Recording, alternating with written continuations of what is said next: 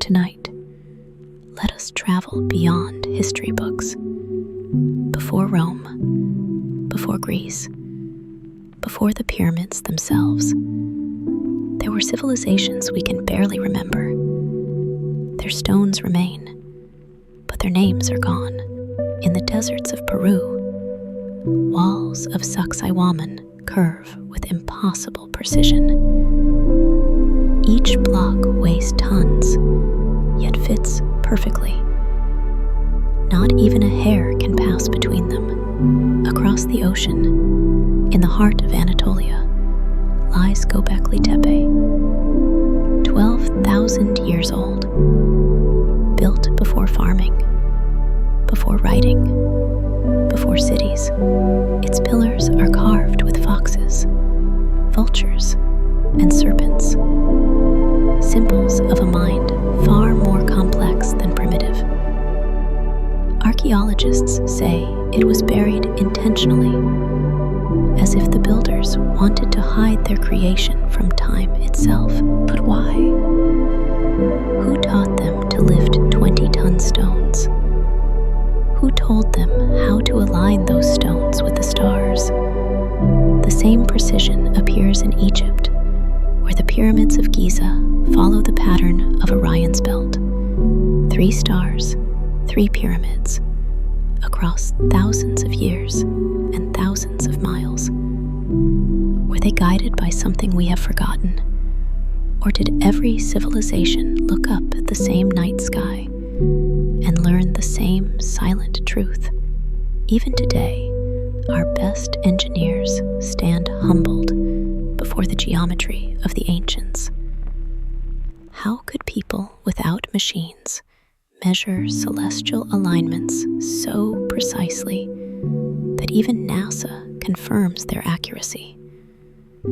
Every line of stone, every corridor of shadow reveals an obsession with time. Not the time of clocks, but the rhythm of the earth itself. The ancients seemed to understand that the universe was alive, breathing, pulsing, repeating, and they built in harmony with that breath. Modern science calls it resonance. They might have called it life. A pattern begins to appear. From the Andes to Anatolia, from the Nile to the Indus, ancient builders shared geometry, astronomy, and something deeper, intention. What if civilization does not move in a straight line? What if humanity remembers, then forgets? Over and over again, myths speak of great floods, lost continents, and fallen stars. Scientists dismiss them as stories, but every myth begins somewhere. Plato wrote of Atlantis, a shining city swallowed by the sea.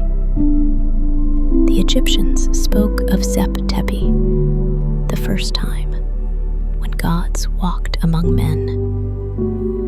The Sumerians told of Anunnaki, beings who came from the heavens and taught them to build. Perhaps these stories are not literal truths, but echoes of a forgotten age.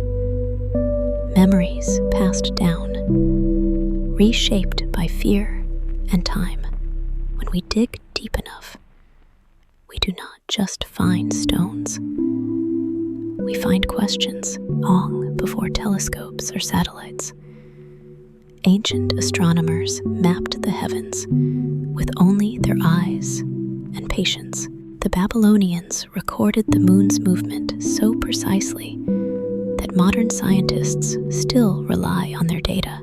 In Mesoamerica, the Maya built entire cities as calendars, temples that captured the light of solstice and celebrated the rising of Venus with sacred precision. In Egypt, the star Sirius marked the flooding of the Nile, linking heaven and earth in a rhythm of life. In India, scholars measured the rotation of the Earth with near-perfect accuracy. To them, the universe was not chaos. It was harmony. Every star was a note, every planet a rhythm. They watched the sky not to dominate it, but to remember that they were part of it. In 1901, divers off the coast of Greece discovered the Antikythera mechanism, a bronze machine that could predict eclipses and planetary motion. 2,000 years before the telescope, someone built a mechanical computer. In South America, quarries show stones cut as though softened, molded, and fused without tools we can explain. Across temples, from Egypt to Tibet, sound waves amplify perfectly between the walls. Were these temples spiritual or scientific? Some believe the ancients used vibration itself, sound frequencies powerful enough to move stone. What if the temples were instruments, resonating with the frequency of the earth, not just for prayer, but communication, a language written in vibration, not words. Beneath our feet, the earth remembers. In caves and deserts, explorers discover tunnels that stretch for miles, carved with impossible precision.